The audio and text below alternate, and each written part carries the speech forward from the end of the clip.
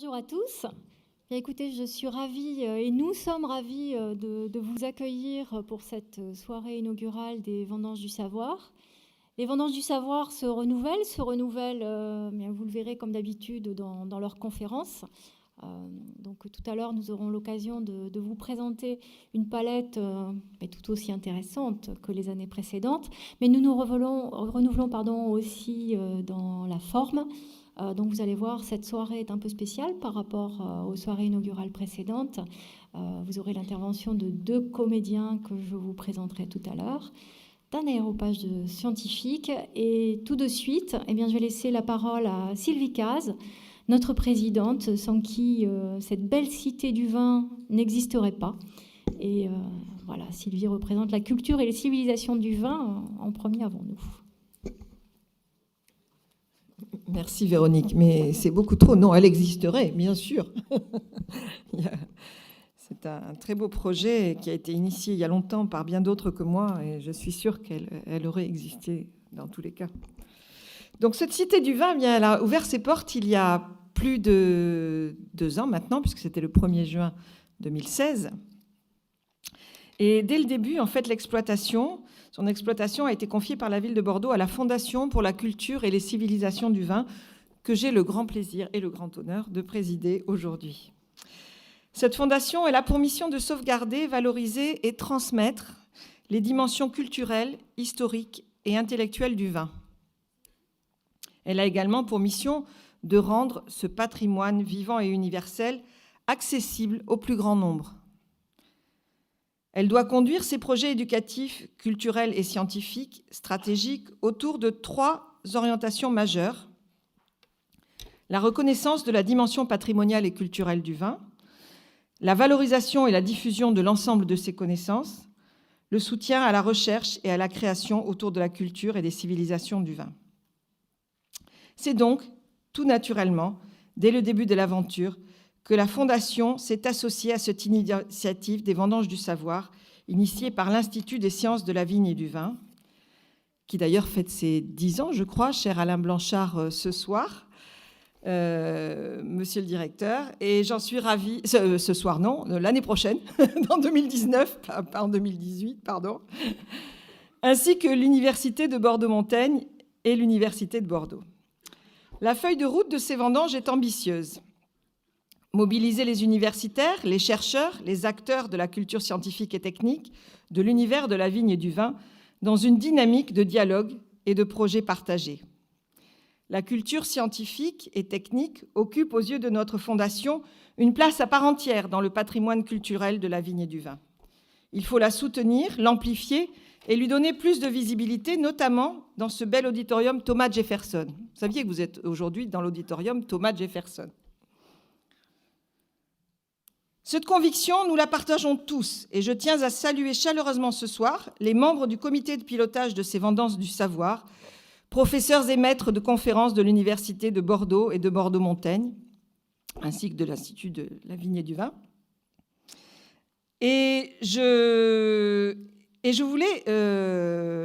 Qui ont fourni des efforts considérables pour pouvoir toucher tous les publics.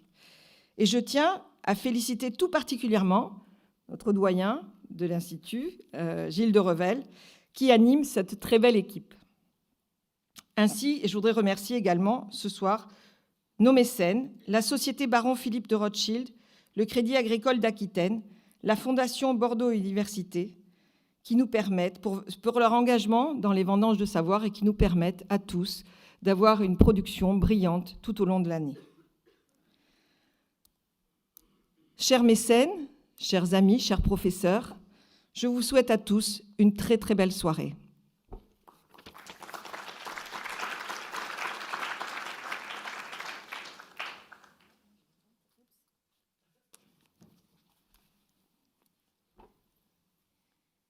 Bien. Donc les Vendanges du Savoir, vous le savez pour nos habitués, je pense qu'il y a énormément... Je pense qu'il y a énormément d'habitués dans la salle. Donc, vous le savez, les Vendanges du Savoir sont animées par un comité de pilotage comité de pilotage qui est composé de scientifiques de divers horizons, et en particulier 2 d'entre eux qui vont nous présenter ce soir les conférences de l'année. Donc j'appelle ici Gilles de Revel. Donc Gilles de Revel que Sylvie Caz vient de présenter, ainsi que Anna Maria Binet. Donc Anna Maria, qui est professeure de littérature, spécialiste de portugais, spécialiste de Pessoa en particulier, voilà, et qui vont nous présenter la palette de conférences de l'année.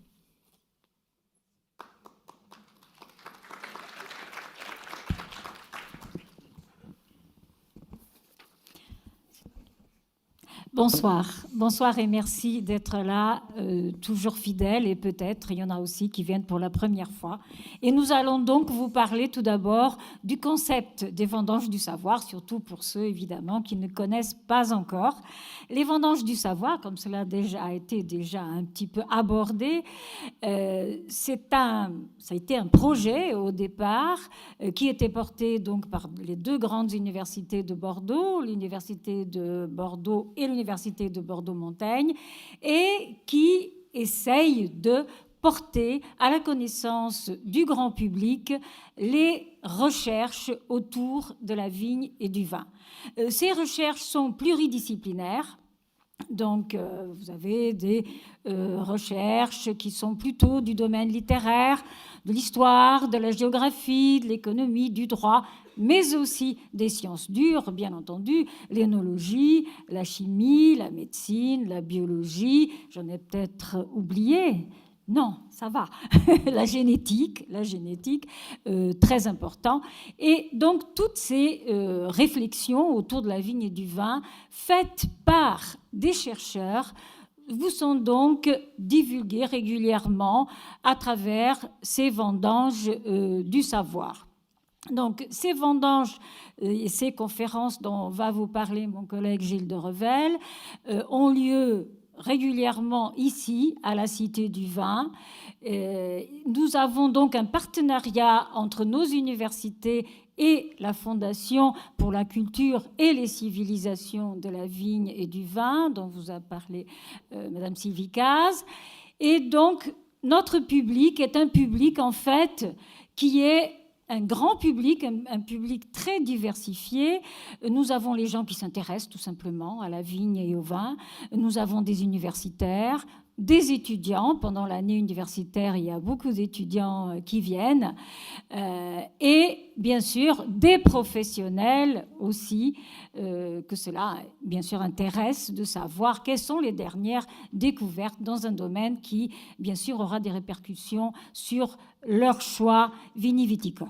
Donc, je vais passer la parole à mon collègue qui va vous donner des détails sur cette action. Merci Anna.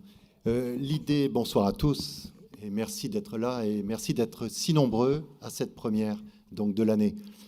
Ces vendanges du savoir, en fait, sont en effet finalement une vulgarisation de la science, et pour cela, on a eu besoin d'activités avec vous, d'activités de conférences, d'activités de dégustation, d'activités également autour de débats qui vont nous intéresser. Le principe, c'est des scientifiques qui parlent au public, des scientifiques de spécialité qui vont parler au public sous forme donc, de différentes activités. Et ces activités sont depuis l'origine des conférences. Les conférences du premier mardi du mois. C'est comme ça, au moins, c'est facile à retenir. Et on a pris ce créneau et on le garde. Et merci de nous l'avoir offert justement il y a maintenant 2 ans. Cette 3e année sera la même idée. Dès le mois de novembre, premier mardi de novembre, on aura donc la première conférence.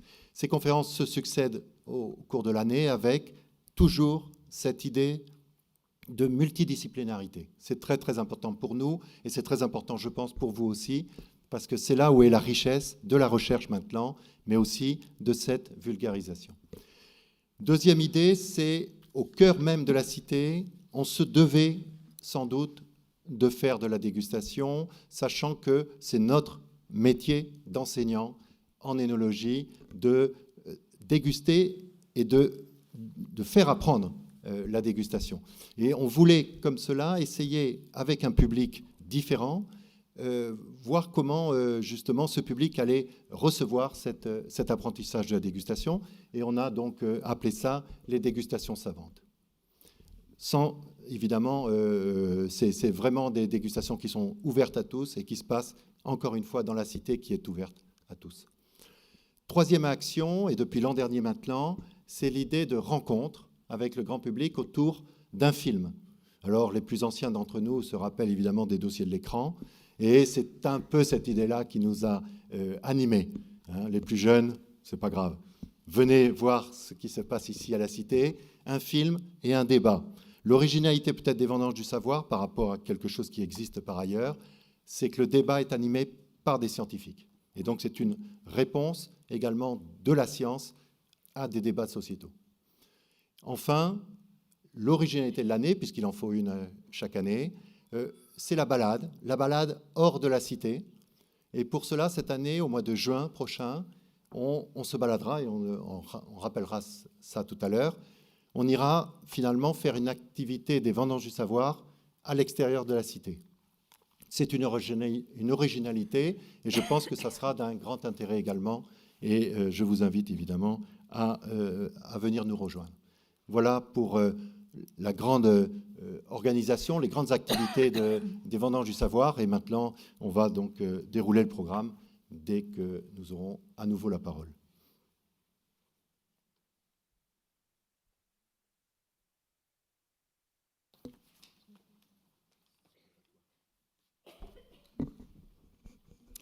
C'est pour que vous ne vous endormiez pas. On change souvent d'oratoire.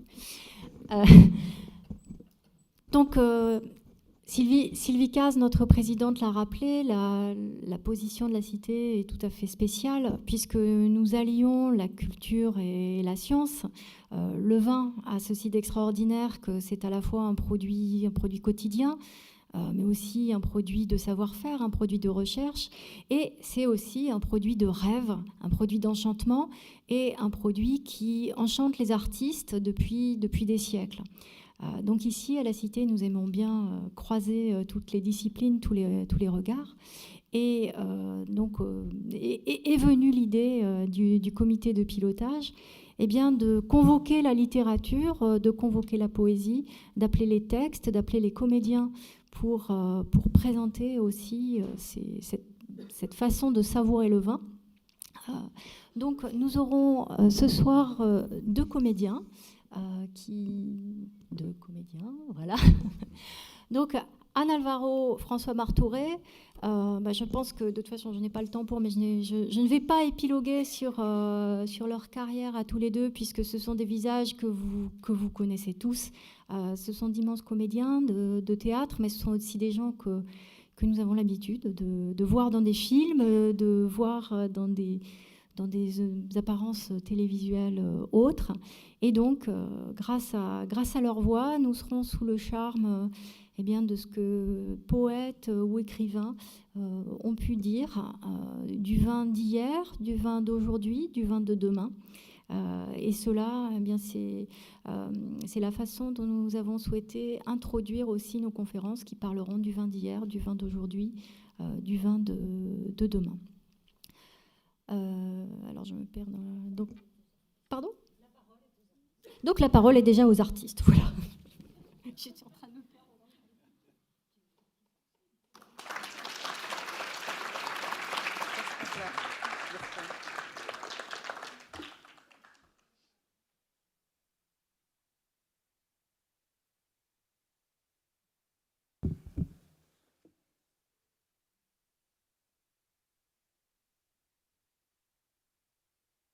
C'est Bria Savarin qui va prendre la parole.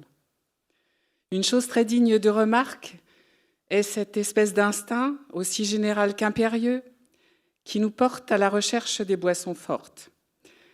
Le vin, la plus aimable des boissons, soit qu'on le doive à Noé, qui planta la vigne, soit qu'on le doive à Bacchus, qui a exprimé le jus du raisin, date de l'enfance du monde. Et la bière, qu'on attribue à Osiris, remonte jusqu'au temps au-delà desquels il n'y avait rien de certain. Tous les hommes, même ceux qu'on est convenu d'appeler sauvages, ont été tellement tourmentés par cette appétence des boissons fortes qu'ils sont parvenus à s'en procurer, quelles qu'aient été les bornes de leur connaissance. Ils ont fait aigrir le lait de leurs animaux domestiques, ils ont extrait le jus de divers fruits, de diverses racines, où ils ont soupçonné les éléments de la fermentation. Et partout où on a rencontré les hommes en société, on les a trouvés munis de liqueurs fortes, dont ils faisaient usage dans leurs festins, leurs sacrifices, à leur mariage, à leurs funérailles, enfin à tout ce qui avait parmi eux quelque air de fête et de solennité. On a bu et chanté le vin pendant bien des siècles, avant de se douter qu'il fût possible d'en extraire la partie spiritueuse qui en fait la force. Mais les Arabes, nous ayant appris l'art de la distillation, qu'ils avaient inventé pour extraire le parfum des fleurs et surtout de la rose, tant célébrée dans leurs écrits, on commença à croire qu'il était possible de découvrir dans le vin la cause de l'exaltation de saveurs qui donne au goût une excitation si particulière. Et de tâtonnement en tâtonnement, on découvrit l'alcool, l'esprit de vin, l'eau de vie. L'alcool est le monarque des liquides et porte au dernier degré l'exaltation palatale. Ces diverses préparations ont ouvert de nouvelles sources de jouissance. Il donne à certains médicaments une énergie qu'ils n'auraient pas sans cet intermède. Il est même devenu dans nos mains une arme formidable. Car les nations du Nouveau Monde ont été presque autant domptées et détruites par l'eau de vie que par les armes à feu.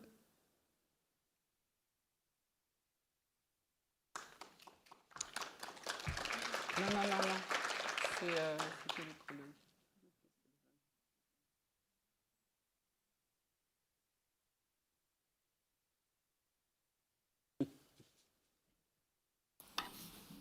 Un peu de rodage et ça va aller. Avant le vin, il y a la vigne. Et donc on veut vous présenter un petit peu maintenant les conférenciers et les conférences qui vont se dérouler. Avant la vigne, avant le vin, la vigne d'hier, les vins d'hier aussi, et c'est la première partie en fait de notre année des vendanges du savoir, les vins d'hier. Pour cette première conférence des vins d'hier, en fait, on a choisi un conférencier, un collègue, un confrère de l'INRA de Montpellier, Thierry Lacombe, qui se spécialise sur la génétique de la vigne. Thierry Lacombe viendra donc le 6 novembre nous expliquer comment l'ampélographie, discipline qui étudie les variétés de vignes, peut nous aider à mieux comprendre l'origine historique et géographique de la vigne et des cépages, sachant que le monde actuel présente approximativement 6000 variétés différentes de cépages, dont moins de 200 sont cultivées en France actuellement. À toi.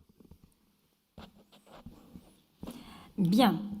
Ensuite, nous allons passer à la littérature et à la poésie. Amis ou ennemis, le vin d'Apollinaire et de Baudelaire, une conférence par Stéphane Chaudier, qui est professeur à l'Université de Lille, qui est spécialiste de Marcel Proust et de littérature française contemporaine.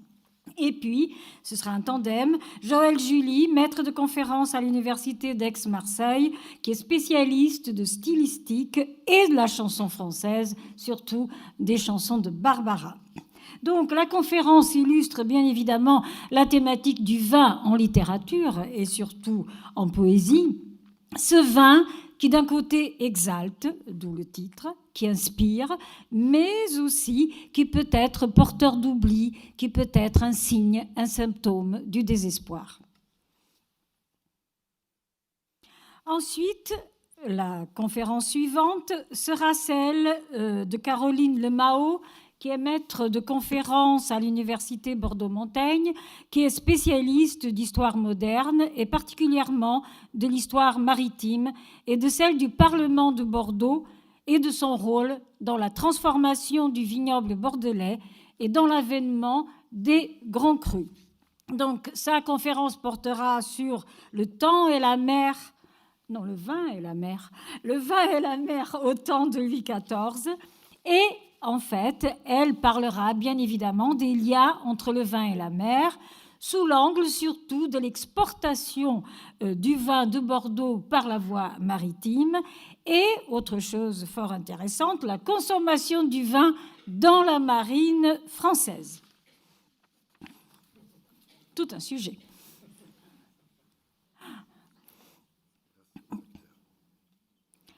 Place à vous. Combien de nuits avons-nous passé de main en main le vin rouge orangé, tandis que s'écoulait une conversation douce, comme la brise qui souffle sur les roses. Nous reprenions sans cesse du vin, tandis que la coupe parfumait l'air de son odeur aromatique. Mais par-dessus tout, nous aimions ces jeux que nous recommencions sans cesse. Mes apéritifs étaient les marguerites de sa bouche, ou le lys de son cou, le narcisse de ses yeux, la rose de ses joues, jusqu'au moment où l'ivresse de la coupe et le sommeil s'insinuaient dans son corps, la faisaient plier pour l'incliner sur mon bras. Je cherchais à offrir à la chaleur qui dévorait mon cœur la fraîcheur de ses incisives. Voyant qu'elle s'était débarrassée de sa cape, je préparais le sabre que j'enlevais de son étui.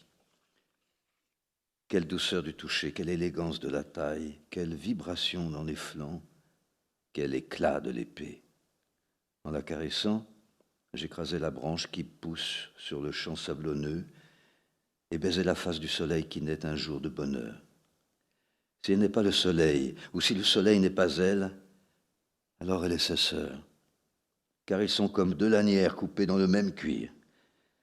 Mes deux mains se promenaient sur son corps, tantôt sur sa taille, tantôt sur ses seins, tandis que l'une descendait vers les reliefs de ses flancs comme un tirama, l'autre montait vers ses seins comme pour parvenir au nacte. Combien de nuits as-tu déchiré le voile des ténèbres avec un vin brillant comme un astre? Tu as été servi par un échanson diligent à la voix mélodieuse, et quelqu'un dit alors que la liqueur était faite de ses joues et de la fraîche salive de sa bouche.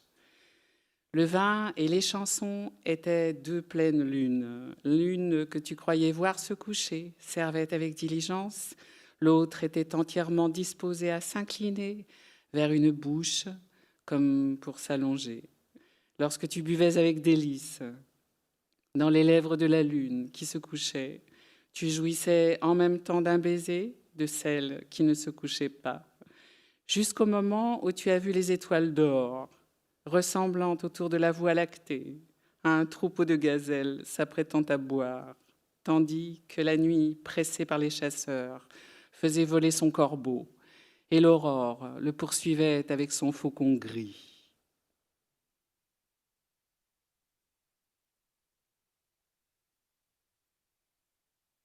C'est l'heure du vin nouveau. Mon père, nous n'avions pas encore de pressoir. Quelques vignes en treilles alignées. La vie n'a pas été facile au début.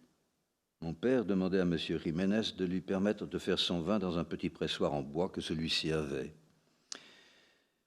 Il ne l'avait même pas dans la même pièce, mais dans une autre, toute proche. Son pressoir était en pierre. Pourquoi est-ce que je le raconte? Quelques vignes et un petit pressoir n'ont pas assez de vérité pour être racontés. Mais dans sa fuyante petitesse, tout mon passé forme un discours stable et absurde.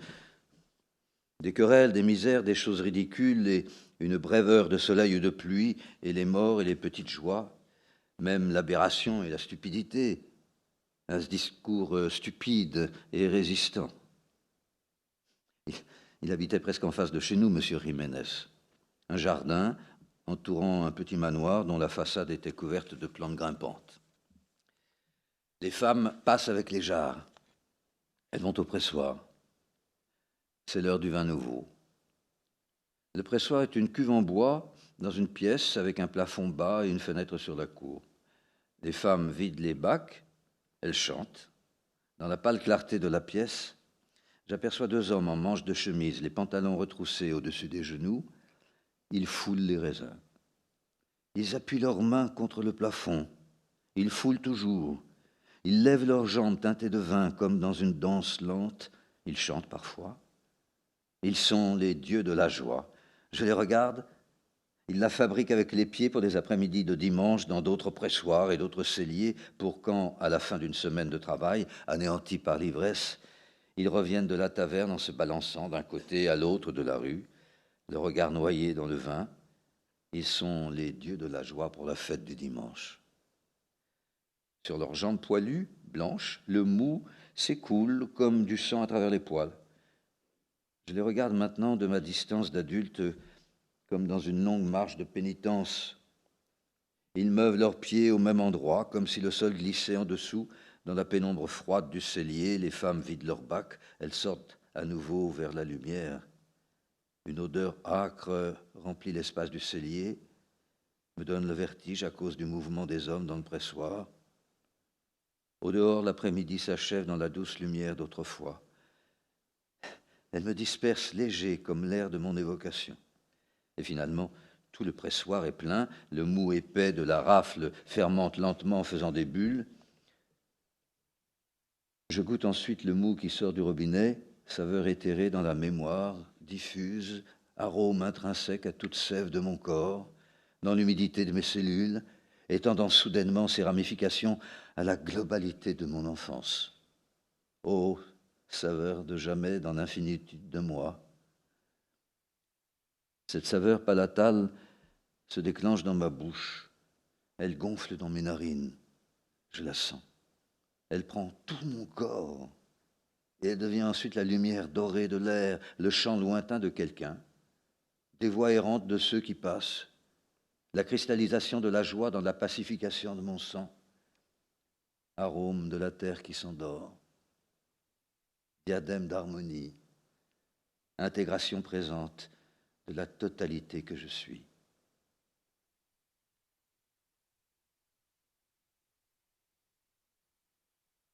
Mon verre est plein d'un vin trembleur comme une flamme.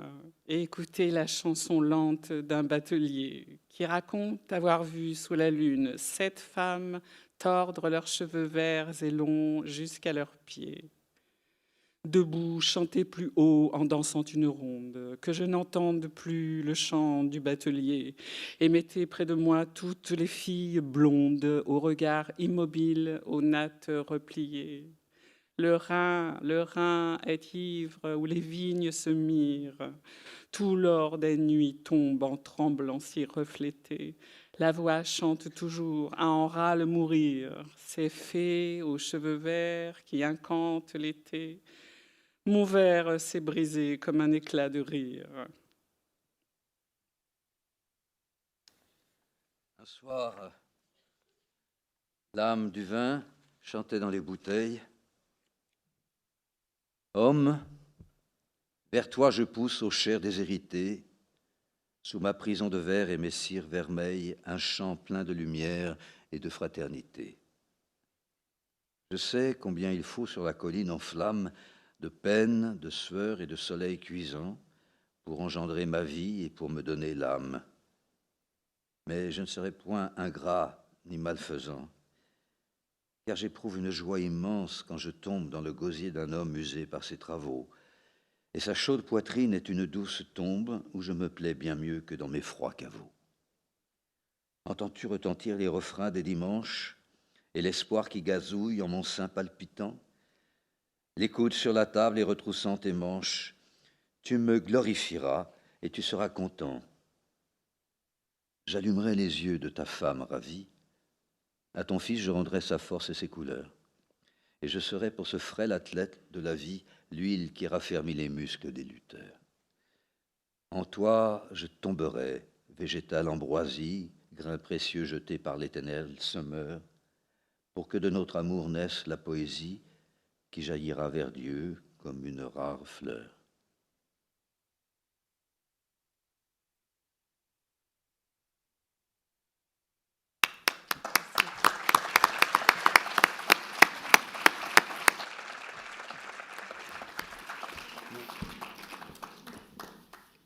Que c'est dur de reprendre la parole après ces textes et ses lecteurs. Le vin d'hier, c'était. Le vin d'aujourd'hui, nous avons eu envie de rassembler donc quelques activités autour du vin d'aujourd'hui. Si vous avez suivi un petit peu, nous cassons un peu le rythme de l'année en regroupant entre les 3 thèmes de la soirée. Bien sûr, vous retrouverez le fil du calendrier sur le papier qu'on vous a remis, le flyer qu'on vous a remis de l'ensemble de nos conférences. Le vin d'aujourd'hui, c'est aussi un riche programme de dégustation, de conférences et de rencontres. Pour les dégustations savantes, nous avons donc choisi finalement 3 thèmes cette année. Les défauts, le fruité du vin et l'équilibre gustatif du vin.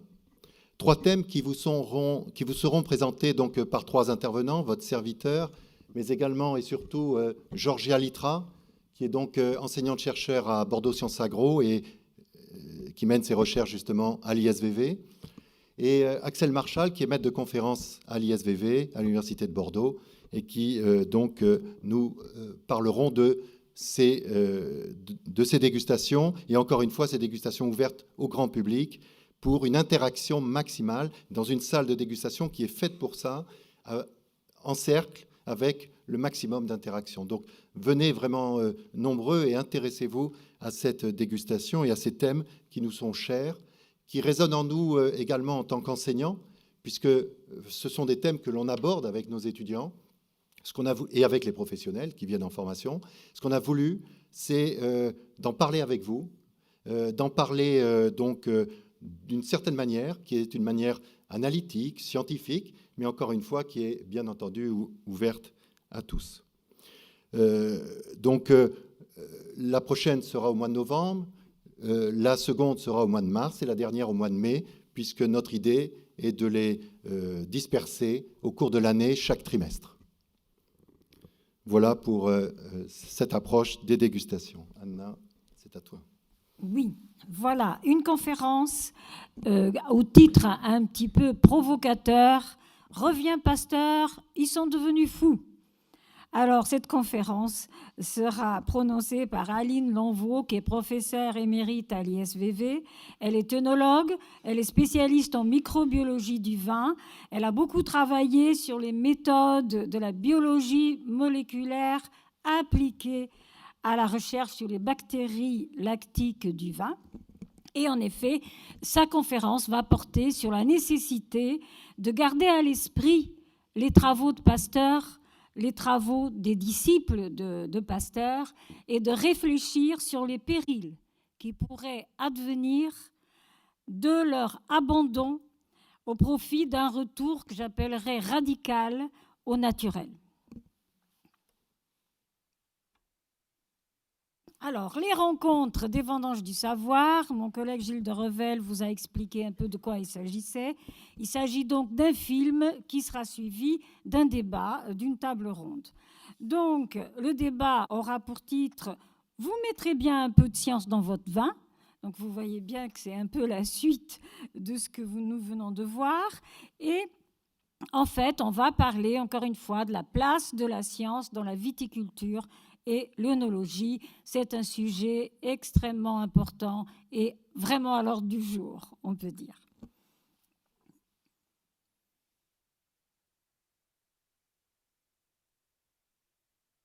Autrefois, le rossignol ne chantait pas la nuit.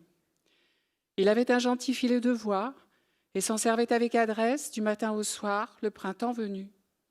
Il se levait avec les camarades dans l'aube grise et bleue, et le réveil effarouché secouait les hannetons endormis à l'envers des feuilles de lilas. Il se couchait sur le coup de 7h, 7h30, n'importe où, souvent dans les vignes en fleurs qui sentent le réséda et ne faisaient qu'un somme jusqu'au lendemain. Une nuit de printemps. Le rossignol dormait debout sur un jeune sarment, le jabot en boule et la tête inclinée comme avec un gracieux torticolis. Pendant son sommeil, les cornes de la vigne, ces vrilles cassantes et tenaces dont l'acidité d'oseille fraîche irrite et désaltère. Les vrilles de la vigne poussèrent, cidrues, cette nuit-là, que le rossignol s'éveilla ligoté, les pattes empêtrées de liens fourchus, les ailes impuissantes.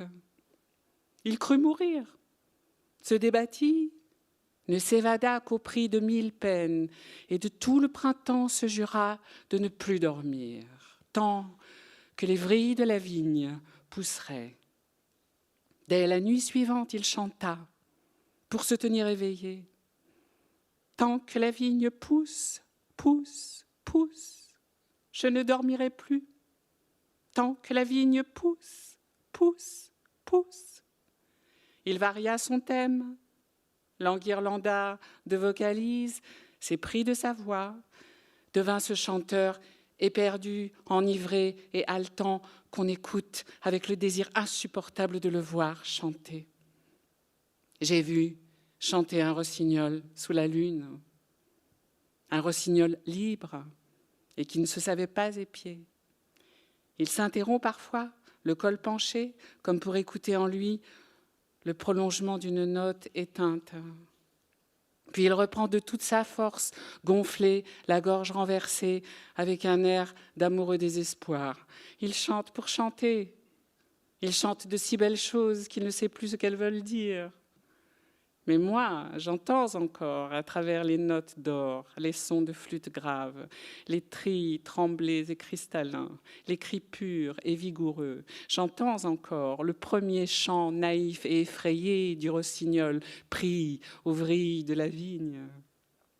Tant que la vigne pousse, pousse, pousse, cassante, tenace, les vrilles d'une vigne amère m'avaient lié. Tandis que dans mon printemps, je dormais d'un somme heureux et sans défiance. Mais j'ai rompu, d'un sursaut effrayé, tous ces fils torts qui déjà tenaient à ma chair. Et j'ai fui. Quand la torpeur d'une nouvelle nuit de miel a pesé sur mes paupières, j'ai craint les vrilles de la vigne et j'ai jeté tout haut une plainte qui m'a révélé ma voix.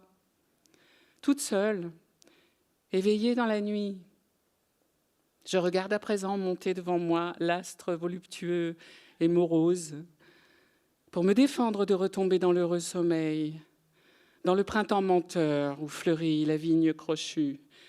J'écoute le son de ma voix. Parfois, je crie fiévreusement ce qu'on a coutume de taire, ce qui se chuchote très bas.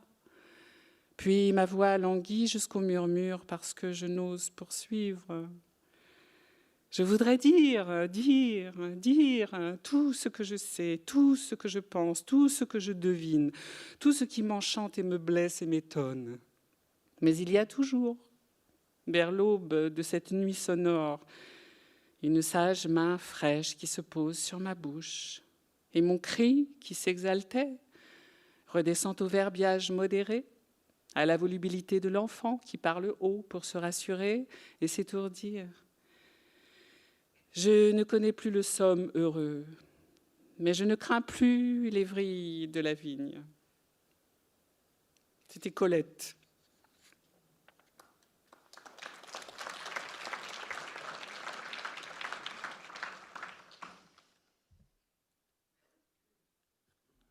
Je n'ai jamais pu boire avec l'ami son ballon de malheur. Celui qui cherche à se noyer dans l'alcool, on le voit à peu près descendre vers les abîmes par de somptueux escaliers aux éclats rouges et noirs. Puis, quand les voilà nus, ils se mettent en larmes à te raconter, tout moisi d'impudeur, certains secrets qui frétillent vifs comme des poissons hors de l'atroce mare. Ça s'appelle se livrer, se soigner et être fier, décréter la danse de l'allégresse, tandis que les yeux torves réfléchissent la face du matin. Moi, je ne puis, je n'ai jamais pu, toujours plus lucide lorsque devenait insondable l'onde de la tristesse amère, du silence, du ne savoir quoi faire. À grand verre, je ne m'immolais pas si alentour. Je voyais que s'éloignaient pesamment, durs et massifs, ces hommes, mes amis, en un lieu secret où ils absorbaient je ne sais quelle liberté tremblante et douce d'où leurs regards et leurs yeux sécrétaient une humeur paradisiaque. Mais moi, je n'ai jamais pu me convaincre que la vie pût être un autre supplice que de rester droit, sans nuages, sec, sans aide extérieure, debout, tout seul, empli d'un exister sans espérance qui cherche en soi l'être de sa personne.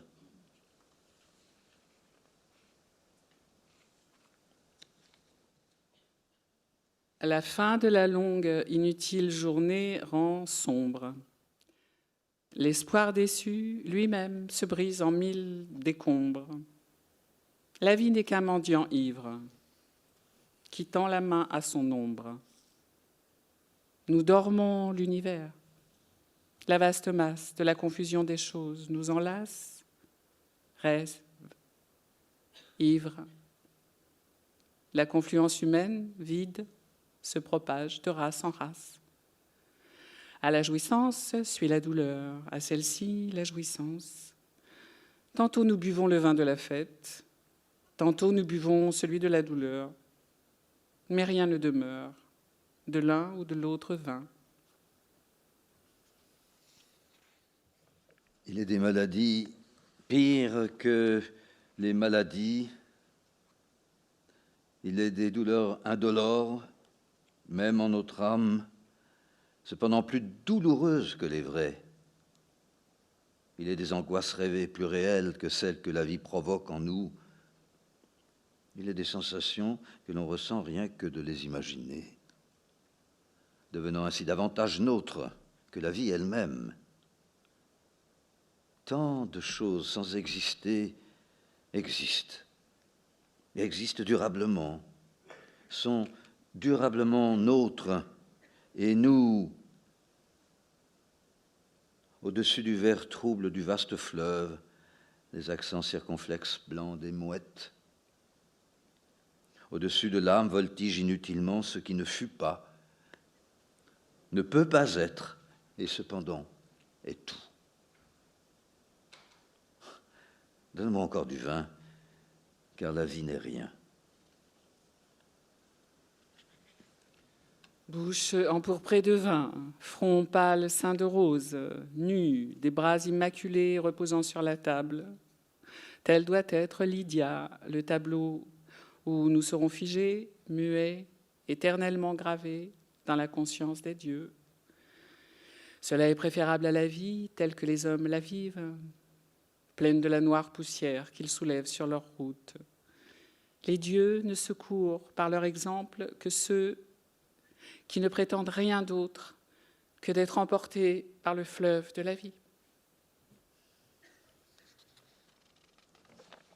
Avec le vin, je verse aussi dans la coupe l'oubli. Je serai joyeux car la fortune est ignorante. Qui, se souvenant ou bien regardant le futur, pourrait sourire? Des bêtes, non pas la vie, mais l'âme, parvenant à prendre par la pensée. Comme elle, cachons-nous au creux de l'impalpable destinée qui ne nourrit ni espérance, ni mémoire. Mortelle, ma main porte à ma bouche mortelle une coupe fragile, pleine d'un vin éphémère, troublant ainsi le regard condamné à ne plus voir.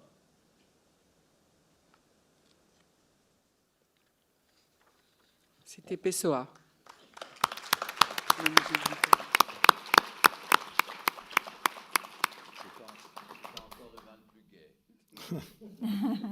Tout de même, quel bel écrin pour notre présentation. Alors on arrive à la troisième partie, le vin de demain.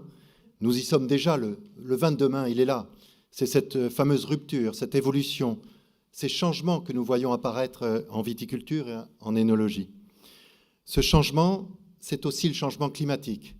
Ce changement climatique, si certains d'entre vous étaient là la première année, on en a déjà parlé, parce que évidemment que ça nous interroge, ça nous interpelle en tant que scientifiques. Donc, pour cette année, on a demandé à notre collègue Kees van Leuven, qui est professeur à Bordeaux Sciences Agro, chercheur à l'ISVV, qui est spécialiste de viticulture, de terroir, qui est spécialiste également de climatologie, de nous parler de l'impact, évidemment, sur la caractéristique de nos vins, sur la typicité de nos vins, de ce changement climatique, mais également de nous parler des solutions que la recherche finalement entrevoit dans la conduite de la vigne, dans les travaux qu'il mène sur également les terroirs, les échanges, la place de l'eau, la place de l'azote, etc. Donc c'est également des interrogations, et ces vendanges du savoir sont aussi le moment de s'interroger ensemble sur ces points scientifiques, ces points de contact avec la société, mais c'est également un début de réponse, bien entendu, puisqu'on est là aussi pour donner des réponses à certains points une fois qu'on les a évidemment vérifiés. Donc Kees van Leuven, pour cela, reviendra donc avec nous sur cette intervention. Le vin de demain, c'est aussi l'énologie, c'est l'innovation, c'est le contraste entre l'innovation et les traditions. C'est notre ami Jean-Louis Escudier, qui est ingénieur de recherche à l'INRA, à Montpellier, qui viendra donc nous parler d'innovation en énologie. Innovation, c'est un terme évidemment très très important en énologie. Le paradoxe de la vigne, c'est finalement d'avoir une image de tradition autour d'un vin qui est devenu depuis longtemps autre chose qu'un aliment. Et c'est aussi le moment de répondre aux défis importants que, bien sûr, nous avons et que les professionnels ont. Donc, Jean-Louis Escudier reviendra sur ce paradoxe de l'innovation et de certaines résistances à l'innovation qui nous interpellent à l'heure actuelle. C'est évidemment très, très intéressant, et on pourra prendre, et je pense que Jean-Louis prendra les vins bio comme modèle, justement, de contraste, de paradoxe, et donc de défis pour les chercheurs. Voilà pour l'innovation en énologie, l'innovation en viticulture. Bien, et pour clore l'année, nous allons nous promener. Nous irons nous promener pour réfléchir au vin de demain, au vin de 2030. Nous allons nous promener au château Couhens, château à Villenave-d'Ornon qui appartient à l'Institut national de recherche agronomique. Et là, ceux qui participeront à cette promenade, et nous espérons que vous serez nombreux, pourront rencontrer des chercheurs, leur poser des questions, avoir un rapport beaucoup plus, je dirais, décontracté et simple que celui que l'atmosphère d'un amphithéâtre, et surtout la topographie d'un amphithéâtre. Donc, nous allons réfléchir sur l'environnement, bien sûr, l'évolution du goût du vin, l'évolution des techniques, les nouvelles techniques qui sont mises au service justement de la production du vin.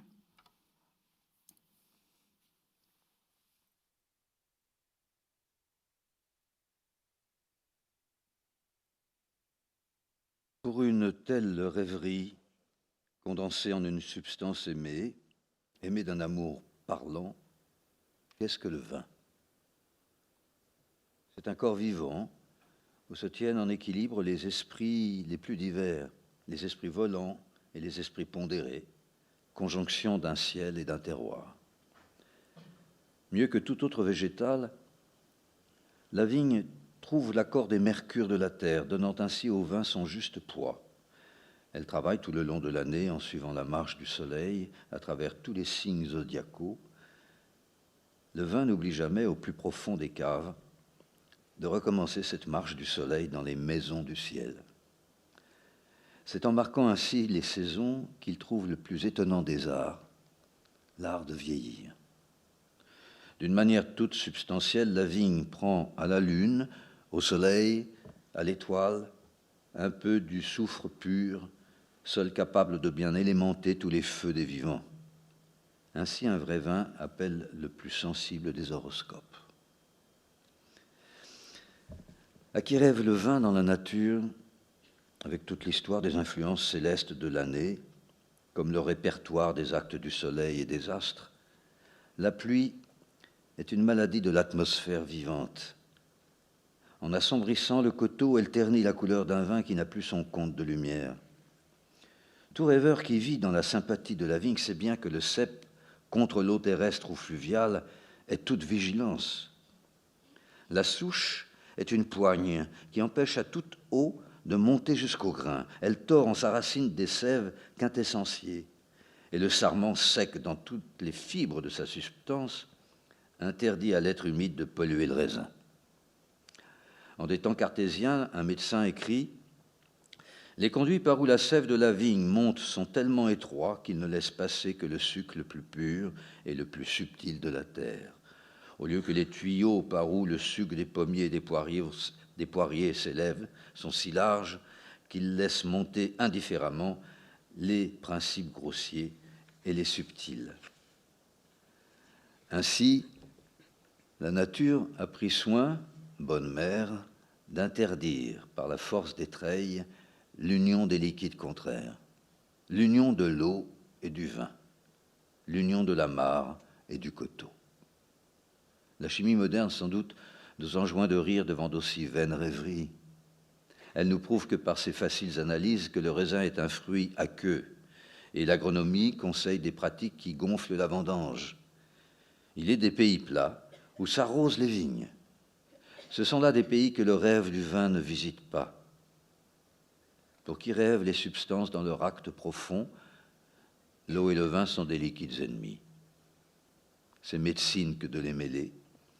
Un vin coupé d'eau, la bonne langue française ne s'y trompe pas, c'est vraiment un vin qui a perdu sa virilité. C'est Bachelard, Gaston.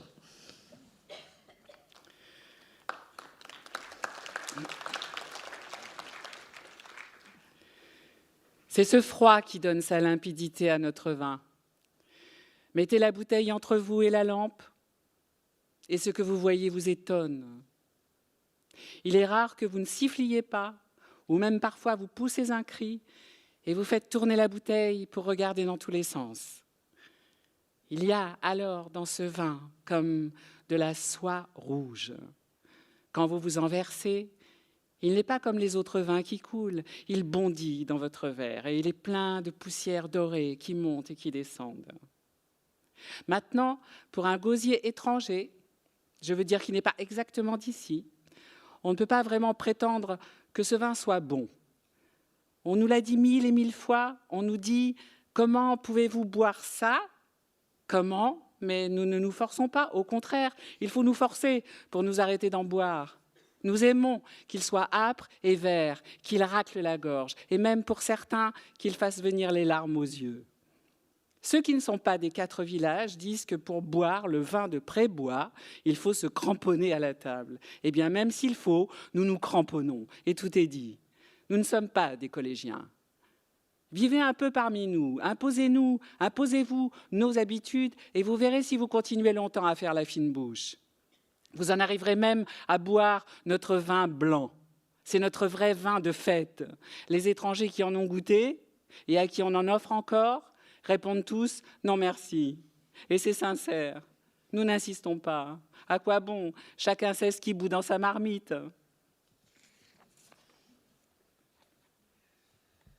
Ouf!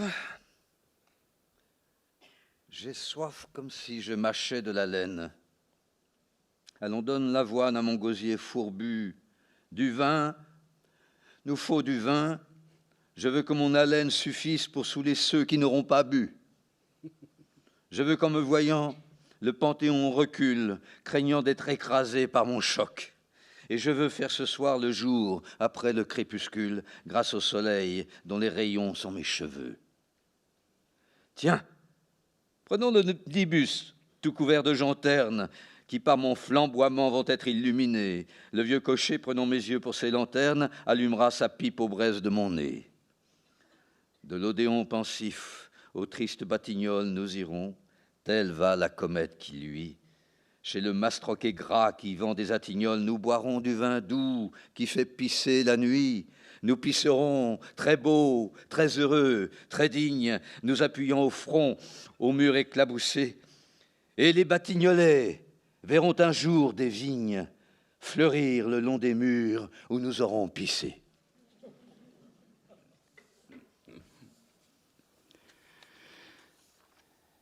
La planète suivante était habitée par un buveur. Cette visite fut très courte, mais elle plongea le petit prince dans une grande mélancolie. « Que fais-tu là » dit-il au buveur, qu'il trouva installé en silence devant une collection de bouteilles vides et une collection de bouteilles pleines. « Je bois » répondit le buveur d'un air lugubre. « Pourquoi bois-tu » lui demanda le petit prince. « Pour oublier » répondit le buveur. « Pour oublier quoi » s'enquit le petit prince, qui déjà le plaignait. « Pour oublier que j'ai honte » avoua le buveur en baissant la tête. « Honte de quoi » s'informa le petit prince, qui désirait le secourir. « Honte de boire » acheva le buveur, qui s'enferma définitivement dans le silence. Et le petit prince s'en fut, perplexe. Les grandes personnes sont décidément très, très bizarres, se disait-il en lui-même durant le voyage.